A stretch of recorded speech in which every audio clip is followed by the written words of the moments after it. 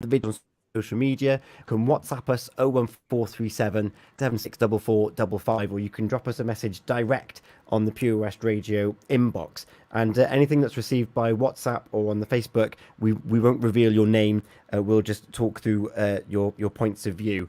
I've just said there's someone else joining us. You can see them on our Facebook, Twitter, and YouTube. Hayley, who have we got joining us?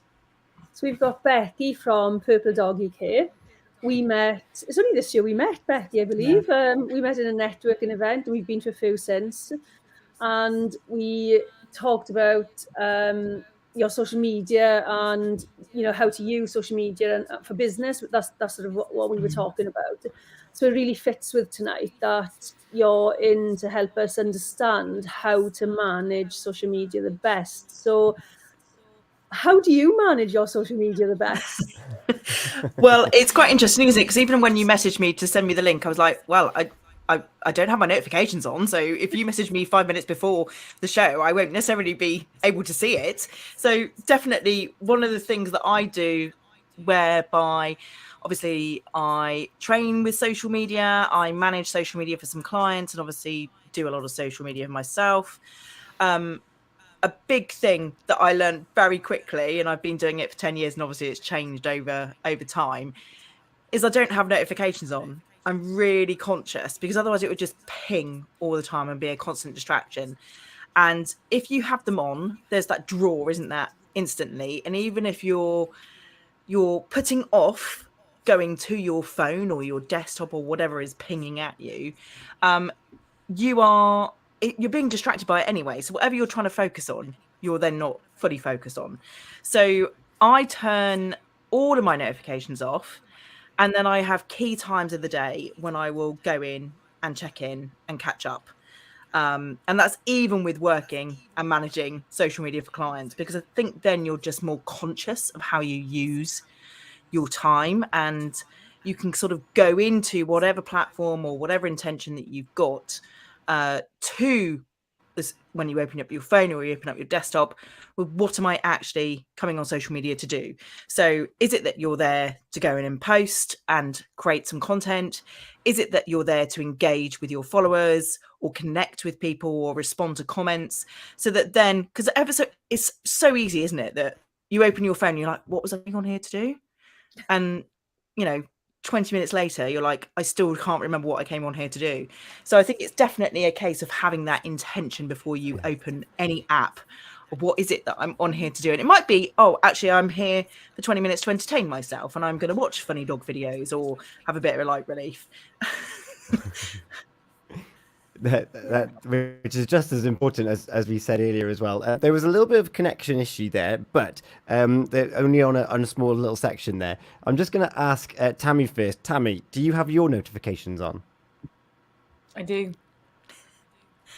I do. Hayley, do you have yours on? I say that again. Sorry, Tammy. But whilst I'm on here, it's on Do Not Disturb. So you're focused here now. You've got my full attention. And Hayley, what about your notifications? I do put them on. I turn them down, and they're not on everything. Not everything is turned on, but I will try and put my phone in a different room as well. If I'm concentrating on something, I'll put my phone in a different room and charge it out the kitchen or somewhere else. That's a good technique. Now, I never, like Becky, I went through a moment probably about a year ago where I was like, I'm going to turn off all my notifications. I'm spending so much time on these individual devices. I need to be more deliberate and more purposeful when I sit down and I use these devices. And then I was put on call. And I was like, well, on call means that if there's an emergency, I need to know about it. And I turned them back on, and I haven't turned them off. And I thought I could get away with it by using, on iOS devices, you get a scheduled notification. You get scheduled, I think it's called scheduled notifications. But I find it just doesn't work. So I still end up looking, like it doesn't work for me to have everything clumped into one box.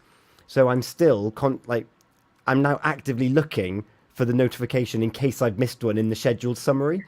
So I need to get back to where I was, because it was, to be honest, it was blissful. Becky, I don't know if you feel the same way. Yeah, definitely. I mean, it depends on what notification it comes through on as well, because now technology has moved on, hasn't it? And device manufacturers have, like you say, you've put yours on Do Not Disturb, and you could set it so that it actually schedules your Do Not Disturb time, so that it doesn't do it overnight. And there's, you know, like a wind down time you can have where it automatically sets it at night time, so that you're not reaching for it last thing at night or first thing in the morning. You have that quieter time where some of us have that instinct to reach for our phone.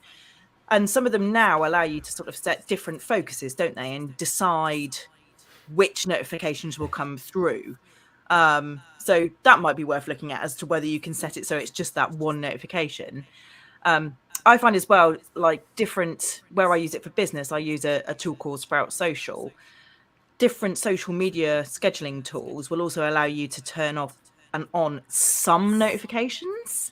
So it will distinguish between, rather than it just being all of Facebook messages and somebody's tagged you in a photo, to whether it's just private messages or, you know, messages where someone's mentioned you and things like that. So there are tools out there, again, that will help you kind of narrow down that focus, that it might be worth looking at if you're trying to just siphon out certain things to come through rather than the whole shebang. Like you say, you've gone from peace and bliss to the whole lot coming through again.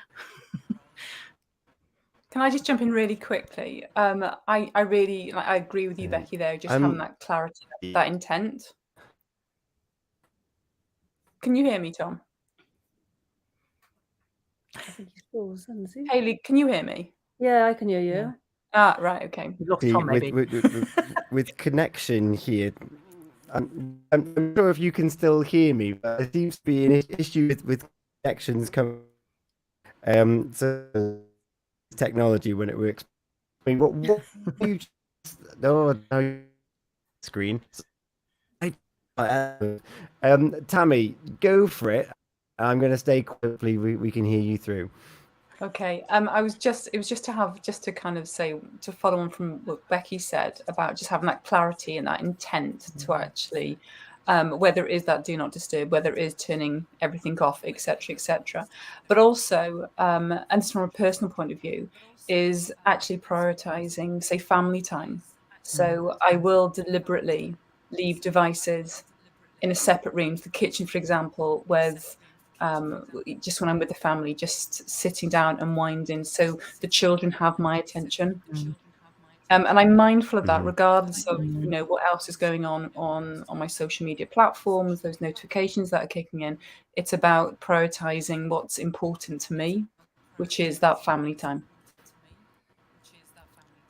Yeah, and priority is important, whether it's something. Helen Marie's making a good point here again. I used to sometimes interrupt what I'm doing, but I've become a notification has come through, but I wait and that's the thing about a notification. That's not, it's that you weren't planning on reaching out to that person, and also you can set quite a dangerous precedent that when people contact you, you are immediately contactable, which isn't actually the case. Hayley, what before we go to Becky, Hayley, what's your experience of people trying to contact you and setting those boundaries around when people should expect a response from you? Well, I've fallen into the trap. I'm quite a light sleeper, and I can wake at like 3 o'clock in the morning and be awake all night from there on. And I've been guilty of picking up the phone and picking up messages and answering. So I haven't set the boundaries. But again, it's easy to do, isn't it? Because it's there. The phone is there. Everything's on. We're stimulated all the time. So, and I think, partly I don't want to be rude, but I've learned that I have to, even if I'm up at 3 o'clock and they message me at 3 o'clock, do not answer until 9 o'clock in the morning. Set those boundaries and maintain them. Because as you said, you're setting the expectations longer term. Yeah.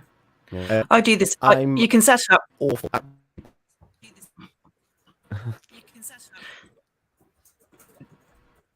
Shall I go?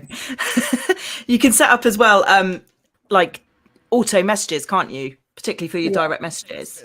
So with businesses as well, where you feel like you have to have that instant response, Actually, you don't have to have an instant response, particularly if it's just you in the business or you're a very small team. You wouldn't expect, you know, a shop to be open 24/7 necessarily and expect the same person to be there all the time, ready to wait on you hand and foot. So, you know, why not set an out of office response like you do with email when you're not in the office out of those hours, that at least sends that message back, I've got your message, thank you. But actually, it is, you know, out of office hours, and I keep these hours, and I'll get back to you as soon as I can and when I'm next in the office. And then you can pick them up. Then you've had that response. People aren't thinking you're ignoring them, and just set up that auto response that, yeah, these are my office hours. I'll get back to you as soon as I'm in the office, and I'll respond then. You know, and it is setting those boundaries for yourself as well, isn't it? Absolutely.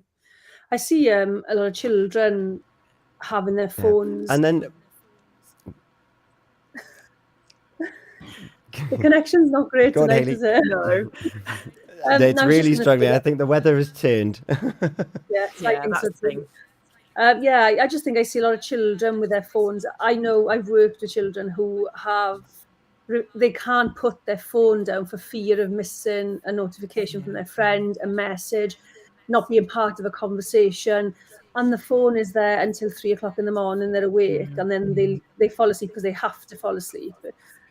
And you think about children moving on and coming into adulthood and maybe setting up a business or you know, even going into a job where emails and things are coming through. They're not setting their boundaries. They're not learning to set those boundaries. And it's so important. Social media can consume everything if we let it. And I think that's the important thing, isn't it?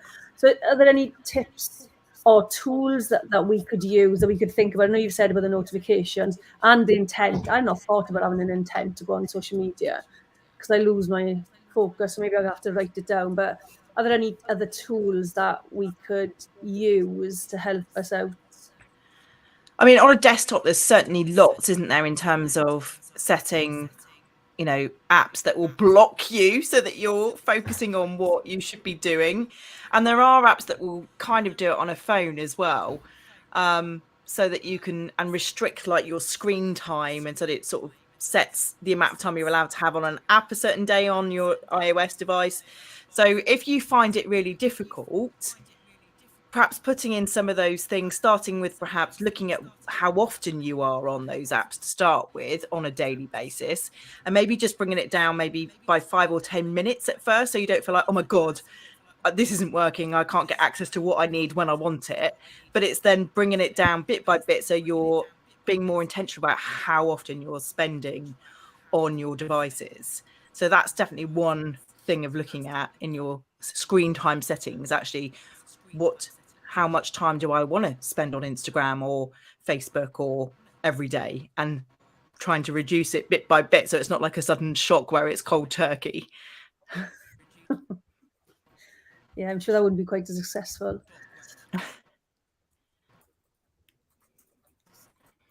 There's another message from Helen Marie. The actual screen time, we're overlapping. The signal is awful this evening. I apologize, but I'm just looking now, Becky, at those that are they're looking at their screen time. They're looking at the different app time that they're listening, that they're on these different profiles. What about those that are going online and they're feeling pressured into following the trends, into following what others are doing? How can people use social media to their own benefit, whether in personal or in business? I think it's really difficult, isn't it? Because you should never hop on a trend just for the sake of hopping on a trend, particularly, you know, working for business. You think, oh, if I get on a trend, then I'll get exposure to more people potentially, and that will help launch my business or grow my business or grow my following. But the trends aren't always necessarily right for my business or for a business to be associated with.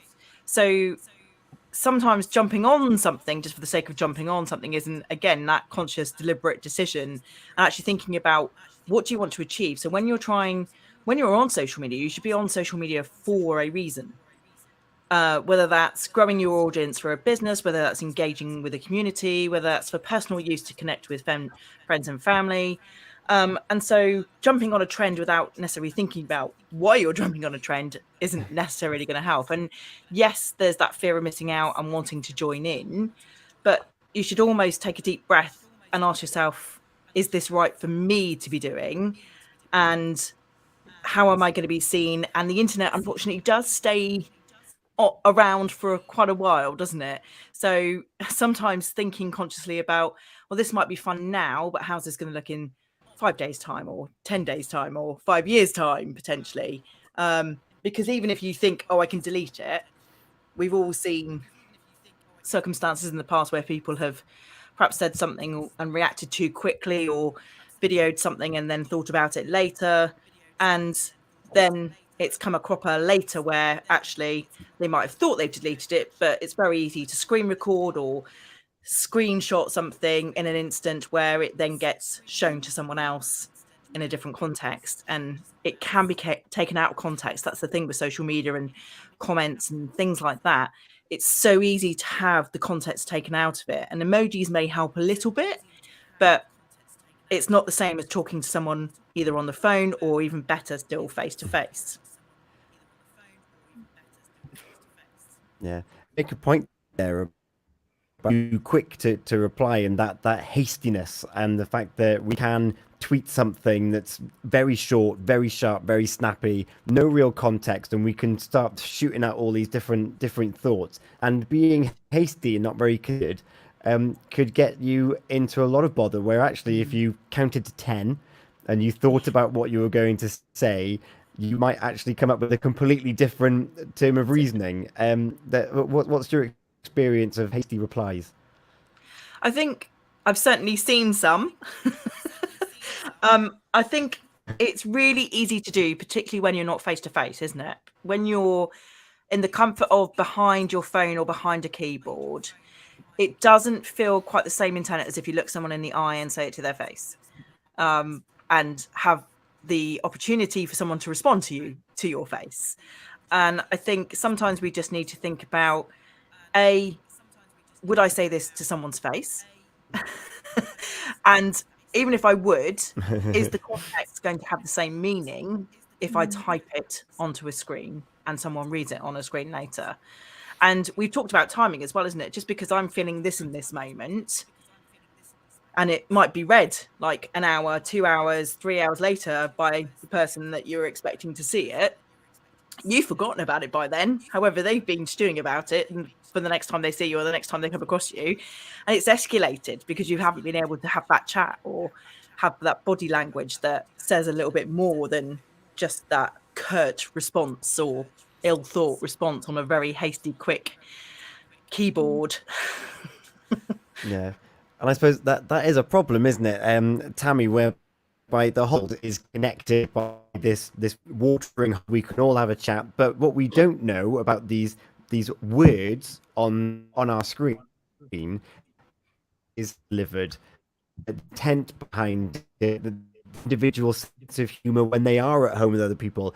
Are they being serious? Like, there's so much that we can't read with just black and white text in front of us, and the impact of that means that we're probably feeling more lost than before, when actually the intentions are all gone out of the window. Yeah, it's the ambiguity. Yeah, 100%. Depending on whether we're in that logical or emotional part of the brain when we actually read the message, it can have awful implications to our well-being if we read it wrong, or if we send something in the heat of the moment. Another way that you could look at it is, a message can come in, but if you turn off your visibility, for example, on various apps, you can still read a message. And you can decide to reply later, once you've actually processed it, when you actually, take the emotion out and it becomes that narrative.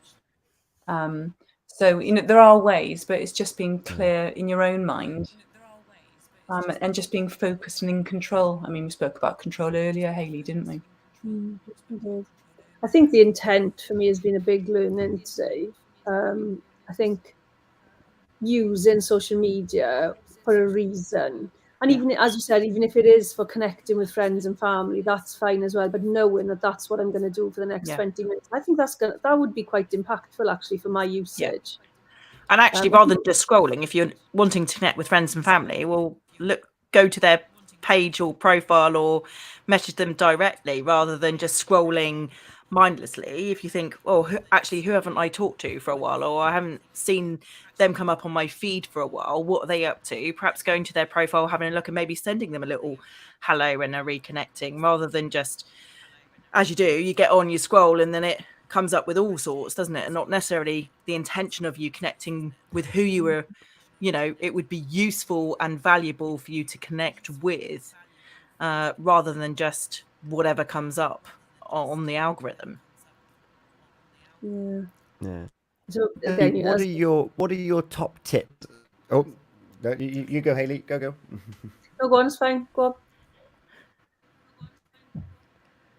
on. So I was just going to say, because we're coming up to 10 o'clock. I was just going to ask Becky what you tip, but depending the various that are different type of communication that we can get back to us, whether it's photos, unwanted photos, whether there's videos that we really want to see, and some very distressing that might come from our feed, but also that ability to curate positive timelines that resonate with us as well. What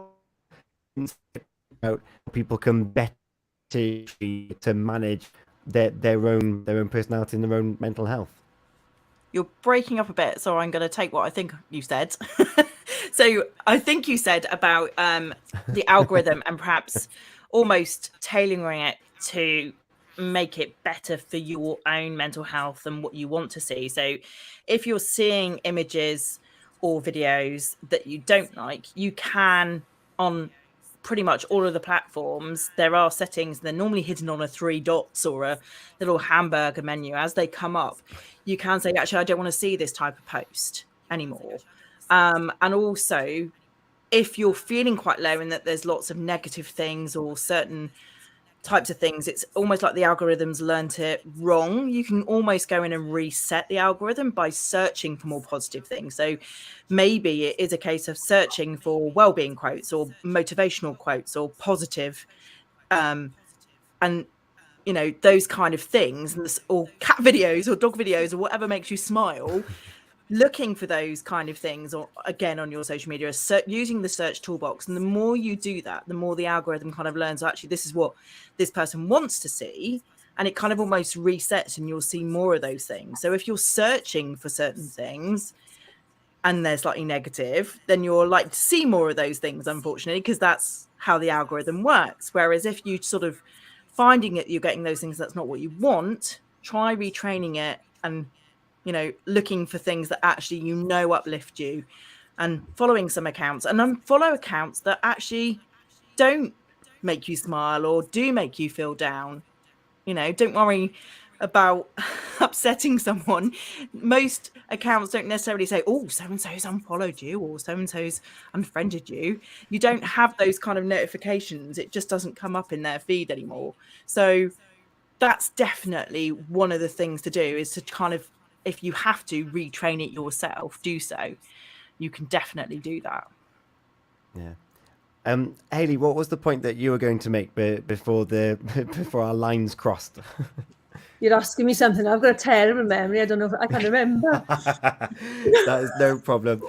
We're coming up to 10 o'clock. Becky, I feel that there's something else though. So what I'm just gonna click these buttons off. For those that are curating that content, what are the hints and tips that you would say to people to manage what they're posting and to make sure that they are looking after themselves in a good manner?